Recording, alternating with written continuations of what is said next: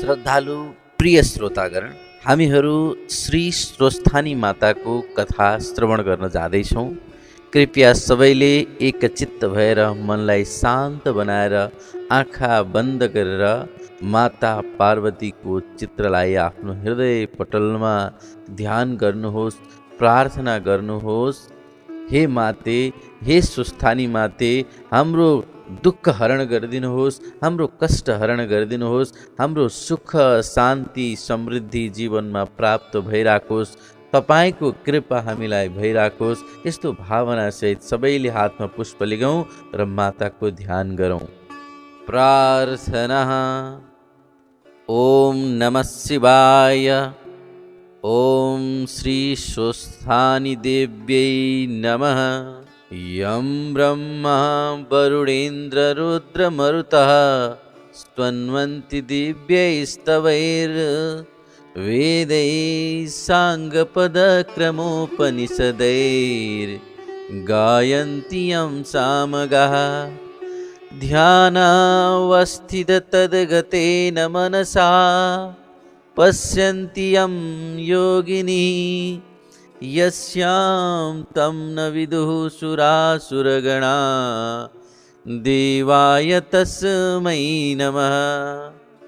श्रीमद्चन्दनचर्चितोज्ज्वलवपु शुक्लाम्बरा मल्लिका मालालङ्कृतकुण्डला प्रविलसन् मुक्तावली शोभिता। सर्वज्ञाननिदानपुस्तकधरा रुद्राक्षमालाकरा वाग्देवी वदनाम्बुजे वसतु मे त्रैलोक्यमाता चिरम्। मूकं करोति वाचालं पङ्गुं लङ्घयते गिरिं यत्कृपातमहं वन्दे परमानन्दमाधवम्। नमो भगवते तस्मै व्यासाय मिततेजसे यस्य प्रसादाद् वक्ष्यामि नारायणकथामिमाम्।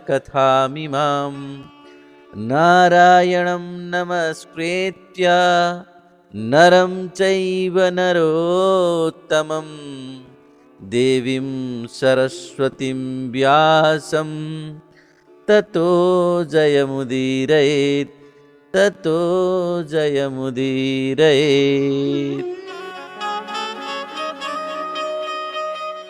अथ द्वितीयोऽध्याय।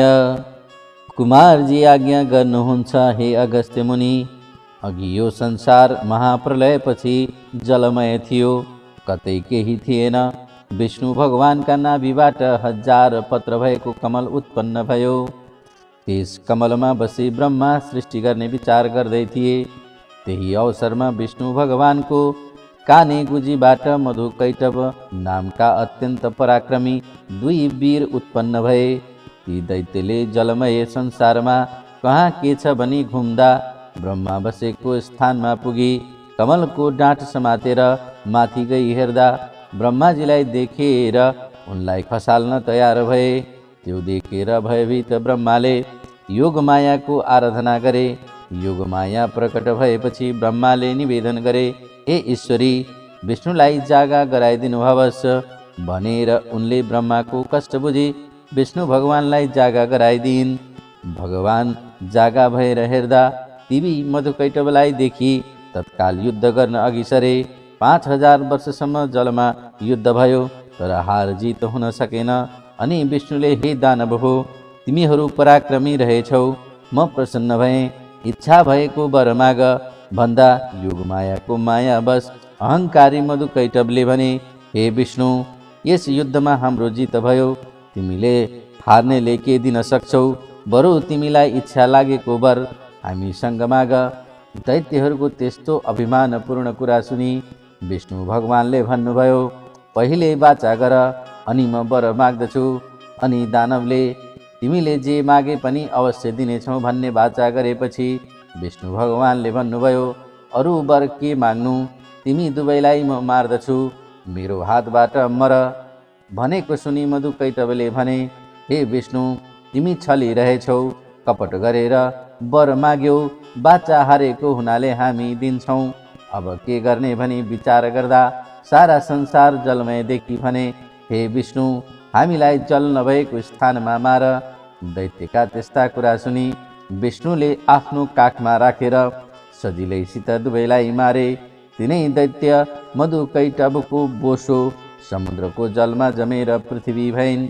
मासुले पर्वत र हाडले पत्थर ढुङ्गा भयो। यो सबै देखेर ब्रह्माजीले संसार सृष्टि गर्न भनी पहिले 14 भुवन सृष्टि गरे।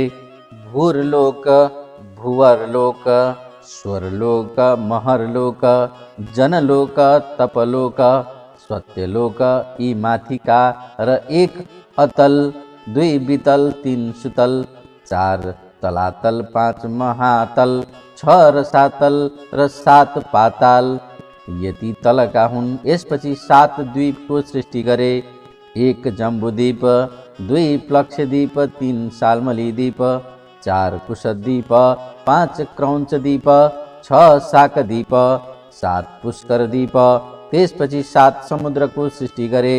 1 छारोद समुद्र, 2 सुरोद समुद्र, 3 इक्षुरशोध समुद्र, 4 घृतोद समुद्र, 5 दधिमण्डोद समुद्र, 6 क्षीरोद समुद्र र 7 शुद्धोद समुद्र। जम्बुद्वीप छारोग समुद्रले बेरेको छ। त्यहाँ अग्निद्र नामका राजा राज्य गर्दछन्। प्लक्षद्वीप इक्षरशोध समुद्रले बेरेको छ। त्यहाँ इध्वज्योह नामका राजा राज्य गर्दछन्। साल्मली द्वीप सुरोध समुद्रले बेरेको छ। त्यहाँ यज्ञबाहु नामका राजा राज्य गर्दछन्। क्रौञ्चद्वीप क्षीरोद समुद्रले बेरिएको छ। त्यहाँ धृतपुष्ट नामका राजा राज्य गर्दछन्। शाकद्वीप दधिमण्डोद समुद्रले बेरिएको छ। त्यहाँ मेधातिथि नामका राजा राज्य गर्दछन्। पुष्करद्वीप शुद्धोद समुद्रले बेरेको छ। त्यहाँ वितिहोत्र नामका राजा राज्य गर्दछन्। जम्बुद्वीपको विस्तार 4 लाख कोश छ। यसको आकार कमलगट्टा जस्तै रहेको छ। यसमा 9,9 हजार योजनका 9 खण्ड रहेका छन्। यस प्रकार सृष्टि गरिसकी 8 पर्वत सृष्टि गरे। 1 सुमेरु पर्वत, 2 गन्धमादन पर्वत, 3 कैलाश पर्वत, 4 हिमालय पर्वत, 5 त्रिकूट पर्वत, 6 चित्रकूट पर्वत, 7 चन्द्रान्तक पर्वत, 8 चन्द्रकूट पर्वत। त्यसपछि प्राणी सृष्टि गरौँ भनेर महादेवको तपस्या गर्न थाले। 12,000 वर्ष कठोर तपस्या गरेपछि महादेवजी प्रकट भएर, ब्रह्मा, तिम्रो तपस्याले म प्रसन्न भएँ, वरदान माग भन्ने आज्ञा भएको सुनि ब्रह्माले अनेक उपचारले शिवको पूजा गरी स्तुति गर्न लागे। हे प्रभु, आफैले अनेक ब्रह्माण्डको रचना गरी आफ्नै मायामा भुलिरहेका यस्ता हजुरलाई कोटि कोटि नमस्कार। 1 मूर्तिबाट 3 मूर्ति, ब्रह्मा विष्णु महेश भइरहेका यस्ता हजुरलाई कोटि कोटि नमस्कार। हे महादेव, हजुरको महिमा वर्णन गर्न शेष र शारदाले पनि नसकेको म कसरी समर्थ हुनेछु। हजुरको कृपाले दीप समुद्र पर्वत सृष्टि गरेँ। अब प्राणी सृष्टि गर्न सकूँ, यही वर दिनुहोस् भनी बिन्ती गर्न थाले। ब्रह्माजीको प्रार्थना र आग्रह बुझी महादेवजीले आज्ञा भयो। ब्रह्मा, तिमी प्राणी सृष्टि गर्न सके भनी वरदान दिनुभयो। अनि ब्रह्माले महादेवजीलाई दण्डवत गरी प्राणी सृष्टि गर्न सुमेरु पर्वतमा पुगे। पहिले शिवलोक, विष्णुलोक, ब्रह्मलोक, उमालोक, स्कन्दलोक र अरू अनेक लोक सृष्टि गरे। तिनमा सबभन्दा माथि सत्यलोक सृष्टि गरे। अनि सुमेरु पर्वतको पूर्व दिशामा अमरावती, आग्नेय कोणमा शुद्धावती, दक्षिण दिशामा यमपुरी, नैऋत्य कोणमा कृष्णावती, पश्चिम दिशामा श्रद्धावती, ईशान कोणमा यशोवती नामका पुरीहरू रचना गरे। त्यसपछि स्थावर जङ्गम सृष्टि गरे। अनि प्राणी सृष्टि गर्ने इच्छा भयो र मनले चिताउन 7 कश्यप प्रभृति 100 ऋषि सृष्टि भए। त्यति सुनेर अगस्त्य मुनिले सोधे, हे स्कन्द कुमारजी, हजुरको वचन रूपी अमृत मेरो कान रूपी जिब्रोले बराबर पिउन माग्दैछ। अब देव, दानव, पशु, पक्षी, मनुष्यको सृष्टि कसरी भयो? त्यो सुन्ने इच्छा छ। मुनिको इच्छा जानेर स्कन्द कुमारजी आज्ञा गर्नुहुन्छ, हे मुनि, कश्यप ऋषिका यस्ता स्त्रीहरू थिए: अदिति, 2 दिति, 3 धनु, 4 कारा, 5 घोरा, 6 सिंहिका, 7 क्रोधा, 8 प्राधा, 9 बलिष्ठा, 10 वीनता, 11 कपिला, 12 कद्रु र 13 मनु। अथ अदितिका गर्भबाट चन्द्र सूर्य आदि 33 कोटी देवताहरू जन्मे। दितिका गर्भबाट हिरण्यकशिपु आदि दैत्य जन्मे। धनुका गर्भबाट दानवहरू जन्मे। कारा घोराका गर्भबाट गन्धर्वहरू जन्मे। सिंहिकाको गर्भबाट राहु जन्म्यो। क्रोधाको गर्भबाट क्रोध जन्म्यो। प्राधाको गर्भबाट उर्वशी आदि अप्सराहरू जन्मे। बलिष्ठा र वीनताका गर्भबाट अरुण, गरुड, सम्पाति, मयूर, कोकिल, चखेवा, चिरञ्जीवी, मुनिया, धोबिनी, राजहंस आदि पक्षीहरू जन्मे। कपिलाका गर्भबाट कामधेनु, सिंह, शार्दूल, बाघ, हात्ती, घोडा, मृग, जरायो, गैँडा, खरायो आदि पशुहरू जन्मे। कद्रुका गर्भबाट शेषनाग, अनन्तनाग, तक्षकनाग, शङ्खनाग, पद्मनाग, वासुकीनाग, कुलिगनाग, कर्कोटकनाग आदि अष्टनागहरू जन्मे। मनुका गर्भबाट ब्राह्मण, क्षेत्री, वैश्य, शूद्र यी 4 थरी मनुष्य जन्मे। यसरी देवता, ऋषि, यक्ष, गन्धर्व, किन्नर, अप्सरा, नाग, मनुष्य, पशुपक्षीहरू सृष्टि भएको देखि ब्रह्माले तिनीहरूलाई खाने आहारा, धान, जौ, तिल आदि अनेक तरहका अन्न र फलफुल सृष्टि गर्नुभयो। हे मुनि, यो कथा मैले अत्यन्त संक्षेपमा भने, अरू पुराणबाट विस्तारले बुझ्नेछौ। यो सृष्टिका कुरा सुनाए, अब के सुन्ने इच्छा छ भन। भन्दा मुनि भन्दछन्, हे कुमारजी, कुन कुन भुवनमा कुन कुन देवता छन् र दिक्पाल कसरी भए, यो सुन्ने इच्छा छ। त्यति सुनि कुमारजी आज्ञा गर्नुहुन्छ, हे मुनि, कैलाश भुवनमा महादेव हुनुहुन्छ। वैकुण्ठ भुवनमा विष्णु भगवान हुनुहुन्छ। सत्य भुवनमा ब्रह्मा हुनुहुन्छ। उमा भुवनमा पार्वती हुनुहुन्छ। स्कन्द भुवनमा म आफै रहेको छु। धूम्र भुवनमा धूम्र ऋषि हुनुहुन्छ। नैऋत्य भुवनमा अन्य ऋषिहरू छन्। यति भुवनका कुरा कहेँ, अब दिक्पाल भएका कुरा भन्दछु। कश्यप ऋषिका छोरा इन्द्रले हिमालयमा गई धेरै कालसम्म कठोर तपस्या गरे। महादेवजी प्रसन्न भई, हे इन्द्र, तिम्रो तपस्याले म प्रसन्न भएँ भनी वरदान दिई अमरावतीको अधिपति र पूर्व दिशाको दिक्पाल बनाई पठाए। फेरि एउटाले गई उसै गरी तपस्या गर्दा महादेवजी प्रसन्न भएर अग्नि नाम राखी दक्षिण दिशाको दिक्पाल बनाई यमपुरीको अधिपति गराई पठाई। फेरि एउटाले गई त्यसै गरी तपस्या गरे। महादेवजी खुसी भई निऋति नाम राखी नैऋत्य कोणको दिक्पाल र कृष्णावतीको अधिपति गराई पठाउनुभयो। फेरि अर्कोले गई त्यस्तै गरी तपस्या गर्यो र महादेवजी प्रसन्न भई वरुण नाम राखी पश्चिम दिशाको दिक्पाल र श्रद्धावतीको अधिपति गराई पठाउनुभयो। फेरि 49 वायुले गई त्यसै गरी तपस्या गरे। महादेवजी प्रसन्न भई वरदान माग भन्दा ती वायुले हामी 49 जना एक हुन सकौँ र हामीलाई केही कसैले नदेखुन्, केवल शब्द मात्र सुनुन्, बलमा पनि कसैले जित्न नसकुन् भनी माग्दा महादेवजीले तथास्तु भनी वरदान दिएर वायु नाम राखी वायव्य कोणको अधिपति गराई पठाउनुभयो। फेरि एउटाले गई त्यसै गरी तपस्या गर्यो। महादेवजी खुसी भई कुबेर नाम राखी उत्तर दिशाको दिक्पाल र अलकापुरीको अधिपति गराई पठाउनुभयो। फेरि एउटाले गई त्यसै गरी तपस्या गर्यो। फेरि पनि महादेवजी प्रसन्न हुनुभयो र विश्वकर्मा नाम राखी ईशान कोणको दिक्पाल र यशोवतीको अधिपति बनाई पठाउनुभयो।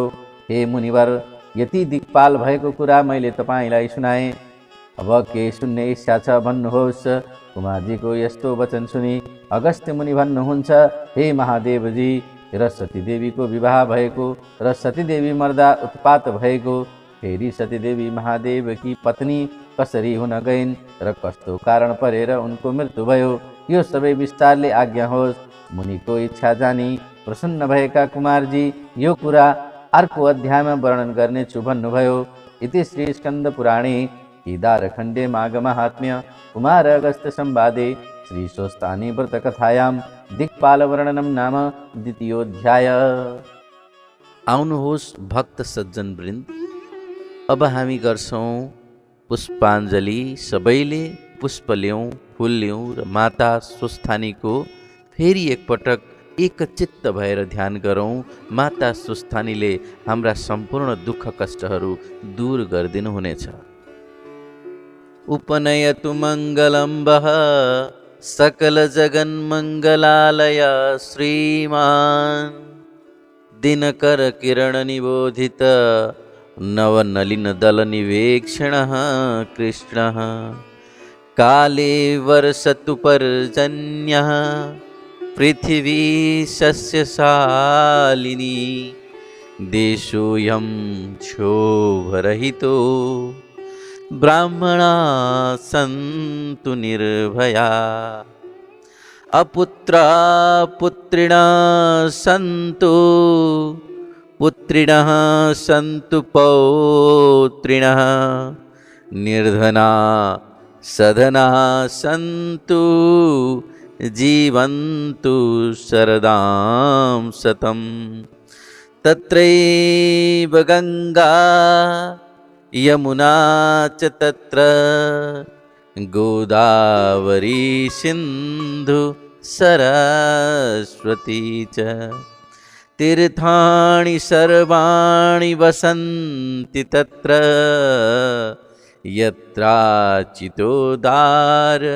कथा प्रसंग या कुन्देन्दुतुषारहारधवला या शुभ्रवस्त्रावृता या वीणावरदण्डमण्डितकरा या श्वेतपद्मासना या ब्रह्माच्युतशङ्करः प्रभृतिभिर्देवैः सदा वन्दिता सा मां पातु सरस्वती भगवती निःशेषजाड्यापहा कायेन वाचा मनसेन्द्रियैर्वा बुद्ध्यात्मना वा प्रकृतिस्वभावात् करोमि यद्यत् सकलं परस्मै नारायणायेति समर्पयेतत् नारायणायेति समर्पयेतत् श्री स्वस्थानी दिव्यार्पणमस्तु।